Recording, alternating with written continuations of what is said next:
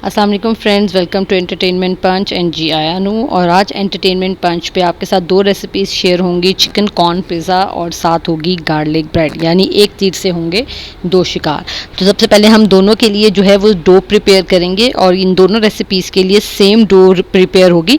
और इसकी रेसिपी पहले जब मैंने आपके साथ पिज़्ज़ा की रेसिपी शेयर की थी उसकी रेसिपी जैसे ही है, बस इसके अंदर एक चीज़ है जो हमने सब्ट्रैक्ट की है। अगर आप डालना चाहें तो वो डाल सकते हैं, कंपल्सरी नहीं है, लेकिन आप डालेंगे तो ठीक है, नहीं डालेंगे कोई फ़र्क नहीं पड़ता। और वो है आपका ड्राई मिल्क, ठीक है, नेस्ले या नीडो जो भी आपके पास है। इसे मैंने लिया जी 2.5 कप फ्लोर लिया है मैंने। इसके अंदर 1 टेबल स्पून जो है वो मैंने इसके अंदर यीस्ट ली है और थोड़ा सा हम इसके अंदर नमक डालेंगे। और फिर इसके अंदर जो है वो 1 टीस्पून जो है वो मैंने इसके में शुगर डाली है। और इसके अंदर जो है वो हम लोग अप्रॉक्सीमेटली 2 टेबल स्पून के करीब हम इसमें ऑयल डालेंगे, लेकिन इसको थोड़ा सा गूंदने के बाद इसको थोड़ा सा गूंद लेंगे। और इसकी डो पहले जिस तरह मैंने आपको बताया कि इसकी डो आपने बहुत ज़्यादा हार्ड नहीं रखनी है, नरम रखनी है। और उसके बाद आपने इसे एयर टाइट जगह के ऊपर रखना है जहाँ पर ये जो है आपकी डो जो है उससे फर्मेंट होने का मौका मिले। अच्छा, ये हम लोग गार्लिक ब्रेड बना रहे हैं और जो हम लोग पिज़्ज़ा बना रहे हैं, इसकी डो जो है बेसिकली जो बेस डो है वो दोनों रेसिपीज़ की आपकी सेम है। तो आप एक ही दफ़ा में दोनों रेसिपीज़ के लिए जो है वो डो तैयार कर सकते हैं। अगर आपको जो है वो बाज़ दफ़ा ऐसा होता है कि यीस्ट जो होती है वो फर्मेंट नहीं हो पाती है, तो लोग होते हैं कि जी हमारा पिज़्ज़ा सॉफ्ट नहीं बना या हमारी डो फर्मेंट नहीं हुई, हमसे यहाँ कहाँ गलती हुई या सारा कुछ है। तो अगर कभी ऐसा हो कि आपको लगे कि हाँ आपकी यीस्ट फर्मेंट नहीं हो रही है, तो आप बाज़ यीस्ट ऐसी होती हैं जो कि गर्म पानी में जो है वो फर्मेंट करके और फिर उनसे जो है वो आटा गूंदा जाता है। तो आप कोशिश ये करें कि आप जो डो बनाने के लिए जब आपने आटा गूंदना है तो उस टाइम के ऊपर आपने जो आटा है वो आपने थोड़ा सा गर्म पानी से गूंदे। उससे क्या होता है कि एक तो डो जो है वो आपकी इजीली फर्मेंट हो जाती है, दूसरा आपने कम से कम जो ये बेकिंग करने से पहले डो को 2 से 2.5 घंटे पहले गूंद लेना है। इसको फर्मेंट होने के लिए पूरे का पूरा टाइम चाहिए होता है। और आपने जब इसको डो बना के आपने रखी तो आपने इसे घंटे बाद खोलना है और इसे दोबारा से एक बार गूंदना है और फिर इसको दोबारा फर्मेंट होने के लिए मज़ीद 1 से 1.5 घंटे के लिए रखना है। और फिर आप देखिएगा कि आपकी पिज़्ज़ा की डो किस कदर सॉफ्ट बनेगी और आपका पिज़्ज़ा किस कदर सॉफ्ट बनेगा। अच्छे तरीके से इसे गूंदने के बाद आपने इसके अंदर जो है वो ऑयल लगाकर और इसे आपने कोई भी एयर टाइट जार में रख दें या इसे आप क्लिंग फॉइल जो है वो आप लगा लें। वो इजीली मार्केट में क्लिंग फॉइल अवेलेबल है। आप क्लिंग फॉइल लगाकर जो है वो इसे किसी भी गर्म और एयर टाइट जगह के ऊपर जो है वो आपने इसे रखना है। तो मैं इसे जो है वो इस बॉक्स जो मेरा बॉक्स है जिसमें मैं गूंद रही हूँ, मैं इसके बाद इसको कोशिश करती हूँ मैं इसको हॉट पॉट के अंदर जो है ना वो रख देती हूँ और हॉट पॉट की लिड जो है वो अच्छे तरीके से मैं बंद कर देती हूँ। उससे होता क्या है कि एक तो उसमें एयर नहीं जाती है, दूसरा वो वहाँ पे गर्म जगह के ऊपर पड़ा हुआ है तो वो उससे जो है वो डो बहुत अच्छे तरीके से जो है वो फर्मेंट हो जाती है। अच्छा जी, डो बनाने के बाद हम लोग जो है वो पिज़्ज़ा जो है उसका जो चिकन है उसको मैरिनेट करेंगे। इसके लिए हमें चाहिए होगा चिकन के मसाले, तमाम देसी मसाले, ऑयल, कुटी हुई लाल मिर्च और चिकन के क्यूब्स, ठीक है। अब इसके अंदर मैंने 1 टेबल स्पून के करीब मैंने इसके अंदर ऑयल डाला है। इसके अंदर हम डालेंगे कुटी हुई लाल मिर्च, नमक, काली मिर्च, ज़ीरा और धनिया पाउडर और गरम मसाला पाउडर, ठीक है, और कुटी हुई लाल मिर्च। ये तमाम के तमाम मसाले डालकर आपने इसको मैरिनेट कर देना है। और इसे अप्रॉक्सीमेटली आपने जो मैरिनेट करना है वो 20 to 30 मिनट्स हैं। और अगर आपके पास टाइम नहीं है तो आप इसे उसी वक्त भी जो है वो कुक कर सकते हैं। कोई हार्ड एंड फास्ट रूल नहीं है। सिंपल आपने ऑयल डालना है और ऑयल डालकर आपने इसे जो है वो चिकन को फ्राई करके और हल्की आग पर आपने इसे पका लेना है। चिकन अपने पानी में ही पकेगा, लेकिन अगर आपको ज़रूरत पड़े कि नहीं इसमें क्योंकि सारे ड्राई मसाले लगे हुए हैं तो ये मसाला कहीं जल ना जाए तो आप थोड़ा सा इसके अंदर जो है वो पानी डालकर इसे पका सकते हैं, ठीक है। इसे अच्छे तरीके से आप लोग इसे मिक्स कर लीजिए और मिक्स कर लेने के बाद आप इसे जो है वो इसे फ्राई पैन में डालकर जो है वो आपने पका लेना है। और उसके बाद जब हम इसे फ्राई पैन में डालेंगे पकाने के लिए तो दूसरी तरफ हम लोग जो है वो गार्लिक ब्रेड की जो सॉस है, गार्लिक सॉस है, वो हम लोग उसकी सॉस प्रिपेयर करेंगे, ठीक है। अच्छा, इसकी मैरिनेशन जो है ना वो आप चेंज भी कर सकते हैं। इसमें लहसुन, अदरक, सोया सॉस, चिली सॉस ये मैरिनेशन भी लगा सकते हैं और ड्राई मसालों की मैरिनेशन भी लगा सकते हैं। अगर आप चिकन टिक्का मसाला लगा रहे हैं तो नेशनल का या शान का टिक्का मसाला लीजिए, लेमन लीजिए, लहसुन और अदरक लेकर वो लगा लीजिए और आपका चिकन जो होगा वो आपका तैयार हो जाएगा।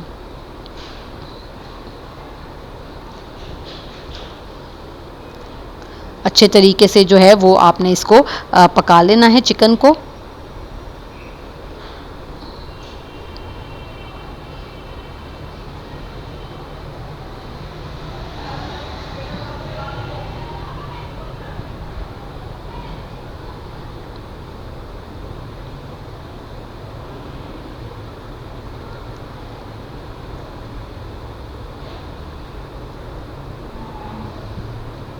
उसके बाद आपने इसको जब आप देखें कि चिकन का कलर चेंज हो गया तो आपने इसे फिर हल्की आग के ऊपर जो है वो आपने इसे रख देना है और चिकन जो है वो हल्की सी आग के ऊपर अपनी तैयारी में पकता रहेगा।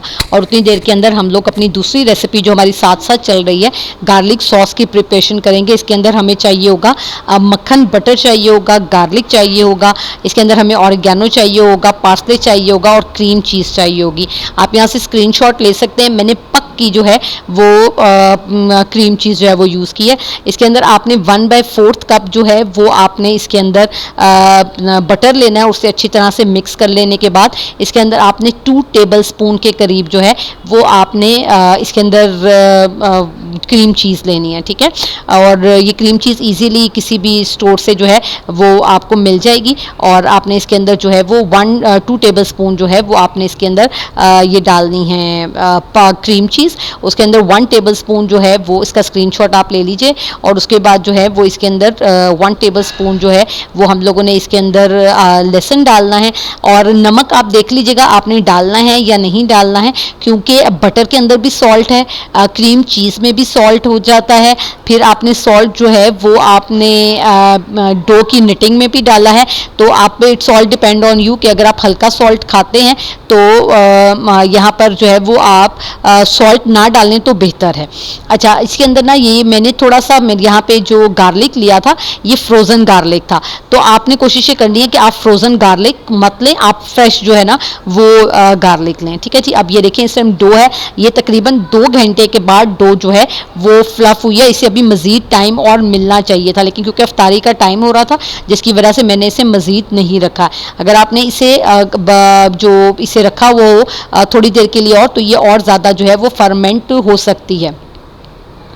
उसके बाद जो है वो आपने इसके अंदर जो है वो मैदा है उसके साथ आपने इसे अच्छे तरीके से आपने इसे निट कर लेना है और उसके बाद जो है वो आपने इसे 2 पार्ट्स के अंदर आपने इसे डिवाइड कर लेना है इक्वली। एक पार्ट का हम लोग गार्लिक ब्रेड बनाएंगे और दूसरे पार्ट का जो है वो हम लोगों ने पिज़्ज़ा बेक करना है, ठीक है। इसे 2 इक्वल पार्ट्स के अंदर आप डिवाइड कर लीजिए।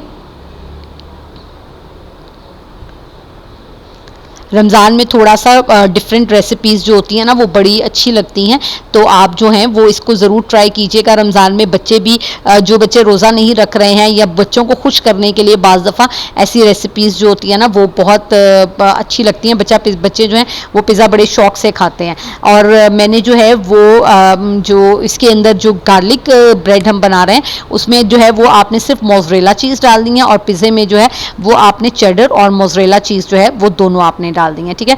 और ये मैंने पैन जो है ये मैंने अपने ओवन का ही जो है वो मैंने पैन लिया है और इसे जो है अब मैं ऑयल के साथ जो है वो अच्छी तरीके से ग्रीस कर लूँगी और उसके बाद जो है वो ग्रिल जो गार्लिक ब्रेड है वो आपने जो है वो इसके ऊपर हम लोग थोड़ा सा उसको बेल कर स्लैब पर, तो फिर उसके बाद हम बाकी की जितनी भी सेटिंग है वो सारी की सारी हम इसके ऊपर ट्रे के ऊपर रख कर करेंगे।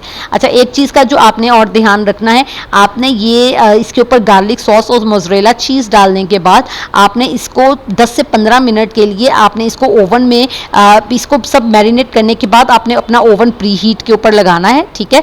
और 180 डिग्री टेम्परेचर के ऊपर आपने अप्रॉक्सीमेट 10 to 15 मिनट्स आपने इसको जो है वो बेक करना है। आप ओवन खोल के देख लीजिएगा, बस हल्का सा चीज़ के ऊपर कलर आना चाहिए।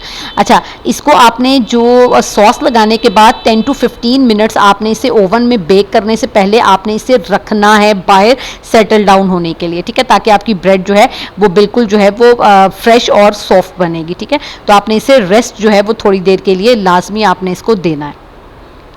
इसके बाद रखने के बाद इसको अच्छे तरीके से सेटल डाउन जो है वो आपने करने के बाद इसके ऊपर जो है वो आपने जो सॉस है वो लगानी है, और उसके बाद आपने इसके ऊपर मोज़रेला चीज़ जो है वो आपने इसके ऊपर डालनी है, और उसके बाद आपने इसको 10 से 15 मिनट के लिए बाहर रखना है। अच्छा, इसको आप ना कोई भी शेप दे सकते हैं, आपने सर्कल देनी है या आपने इसको राउंड शेप में काटना है या आपने इसके छोटे छोटे पीसेस काटने हैं, आप जिस तरह की भी शेप आपने गार्लिक ब्रेड को देनी है आप दे सकते हैं। अच्छा, गार्लिक ब्रेड जो है ना ये 2 तरीक़ों से जो है वो तैयार होती है आपकी जो है वो अपना जो ये जो गार्लिक ब्रेड है इसके अंदर अब मैंने डो जो है वो खुद प्रिपेयर की है, और बाज़ जगहों के ऊपर जो है वो आपने जो है वो ब्रेड लोफ जो है वो आप लेकर उसके ऊपर भी जो है वो आप इसको तैयार कर सकते हैं। मतलब बनी बनाई जो बाज़ार से ब्रेड है उसके ऊपर भी जो है ये सॉस लगाकर तो आप इसे ग्रिल कर सकते हैं। अच्छा जी, इसके ऊपर जो है अब मैं डालूंगी मोज़रेला चीज़, और मोज़रेला चीज़ के बाद इसके अंदर जो है वो मैं डालूंगी ऑरिगेनो, और इसके ऊपर डलेगा थोड़ा सा पार्सले। और उसके बाद जो है वो आपने इसको जो है वो ओवन में 180 डिग्री के टेम्परेचर के ऊपर आपने प्री हीटेड ओवन जो है, अच्छा मैं अपने ओवन के अंदर दोनों ग्रिल्स ऑन की थी, ऊपर वाली भी और नीचे वाली भी, तो आपने फिर इसी हिसाब से इसको अपने ओवन की सेटिंग के अकॉर्डिंगली आपने सेट कर लेना। एक्चुअली हर ओवन का जो सिस्टम होता है वो सेपरेट होता है, ठीक है। किसी ओवन के अंदर जो है वो कुछ टेम्परेचर है, किसी ओवन में कुछ टेम्परेचर है, तो आप अपने जो ओवन का टेम्परेचर है उसके अकॉर्डिंगली जो है वो आप इसको बेक कर लें, सेटिंग कर लें तो वो ज़्यादा अच्छा रहता है। लेकिन मैंने इसे 180 डिग्री टेम्परेचर के ऊपर जो है वो 15 मिनट्स के लिए जो है वो मैंने इसे बेक किया था। इसे मैंने 15 मिनट्स के लिए साइड पे रख दिया, और उतनी देर के अंदर मैंने जो है वो पिज़्ज़ा को जो है वो प्रिपेयर कर लिया था। ठीक है जी। उसके बाद पिज़्ज़ा को अच्छे तरीके से आपने निटिंग करने के बाद आपने मैंने ये जो प्लेट पूरी है पिज़्ज़ा चीज़ की, इसके अंदर मोज़रेला और चेडर चीज़ दोनों चीज़ जो है वो मैंने इसके अंदर इस्तेमाल की हैं, और इसको भी थोड़ी सा बेलने के बाद इसको मैंने पिज़्ज़ा पैन के अंदर डालकर, अच्छा अगर आपने ये गार्लिक ब्रेड और दोनों नहीं बनानी है तो आप जो पिज़्ज़ा आपने बनाना है वो आप जो है वो जो अपनी जो पिज़्ज़ा ओवन की ट्रे है उसके अंदर भी बना सकते हैं। इसको भी जिस तरह मैंने वो पिज़्ज़ा ट्रे को गार्लिक ब्रेड वाली ट्रे को ग्रीस किया था, इसी तरह आपने अपनी पिज़्ज़ा ट्रे को भी जो है वो अच्छे तरीके से ग्रीस कर लेना है। और ग्रीस करने से होगा क्या कि जो आपकी ब्रेड का जो निचला हिस्सा है उसको कलर बहुत अच्छे तरीके से आता है। अच्छा, ये जितना मर्जी आप इसे बेल लें, जो आपकी असल ब्रेड की बेस की जो सेटिंग है वो आपकी सिर्फ और सिर्फ जो है वो ये हाथ के साथ आती है, तो आपने इसको अच्छे तरीके से हाथ के साथ जो है वो आपने इसे बेक कर लेना है। ठीक है।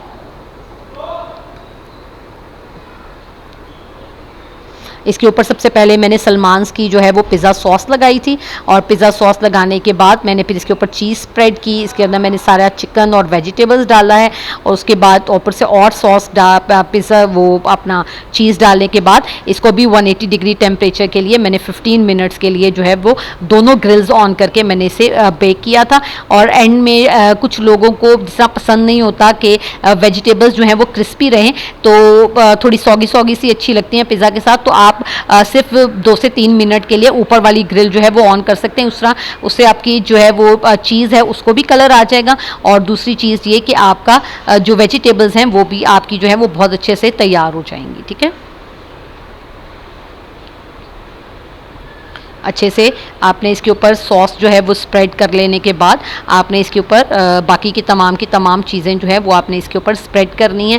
पहले इसमें थोड़ी सी चीज़ डलेगी, फिर चिकन, वेजिटेबल्स और फिर चीज़, और फिर उसके बाद जो है वो उतनी देर में हमारी गार्लिक ब्रेड तैयार हो जाएगी, और हम उसके बाद गार्लिक ब्रेड निकाल लेंगे और पिज़्ज़ा जो है वो हम लोग ओवन में डाल देंगे।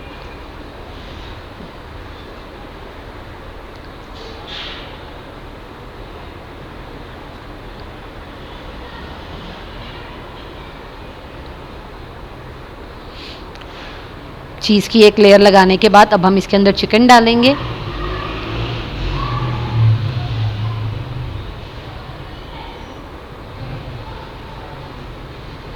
इसको ये डालने के बाद हम पूरे पिज़्ज़ा के ऊपर जो है वो हम लोग चिकन को स्प्रेड कर देंगे और फिर उसके बाद वेजिटेबल स्प्रेड करेंगे और फिर इसके बाद इसके अंदर जो है वो वेजिटेबल्स में मैंने इसमें अनियन लिए थे, टमाटोज लिए थे और मैंने इसके अंदर कैप्सिकम ली थी। आपने अनियन के जो बीज है ना, सॉरी उसके टमाटो के जो बीज हैं वो आपने प्लीज़ निकाल लेने और आपने सिर्फ बाहर की साइड्स जो है ना वो इस तरह जूलियन कटिंग के अंदर आपने लेनी है। सबसे पहले आपने इसके अंदर अनियन डालने हैं और फिर इसके बाद आपने इसके अंदर जो है वो कैप्सिकम डालनी है और फिर इसके अंदर आपने वो डालना है अपना टमाटोज़ डालने हैं और टमाटोज़ डालने के बाद आपने इसके अंदर कॉर्न्स डालने हैं और कॉर्न्स डालने के बाद आप इसमें चीज़ डालनी है और चीज़ डालने के बाद जो है वो आपने इसे बेक कर लेना है।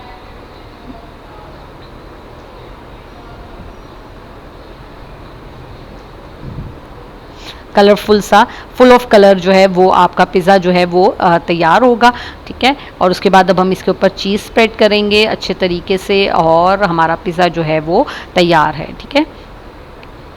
अच्छा, कुछ लोग समझते हैं कि रमज़ान में जो बेकिंग करना जो है वो बड़ा मुश्किल काम है, इतनी देर किचन में खड़ा होना पड़ता है। आप बिलीव करेंगे बेकिंग करना सबसे ज़्यादा आसान है क्योंकि आपको चूल्हे के आगे सबसे कम खड़ा होना पड़ता है क्योंकि ओवन में बेक होना होता है।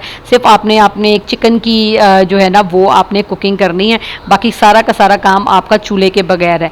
तो मुझे तो ये लगता है कि बेकिंग करना जो है वो रोज़े की हालत में ज़्यादा जो है वो आसान है आपके लिए एज़ कम्पेयर टू बाकी जो है लवाजमात जो है वो घरों में तैयार किए जाते हैं, ठीक है जी। उतनी देर में जितनी देर में ये पिज़्ज़ा हमारा ये सेटल डाउन होता है उतनी देर में हमारी गार्लिक ब्रेड तैयार हो जाएगी। अब मैं आपको गार्लिक ब्रेड दिखाऊंगी, गार्लिक ब्रेड की कैसी शेप थी और फिर उसके बाद जो है वो इसके ऊपर भी इसी तरह ऑरिगेनो और पार्सले जो है वो आपने स्प्रेड कर देना है, ठीक है।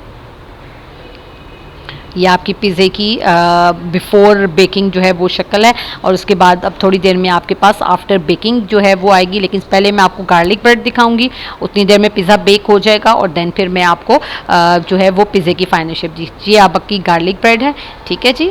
दिस वंस इस तरह की शेप जो है ये आपके पास गार्लिक ब्रेड की आएगी, ठीक है।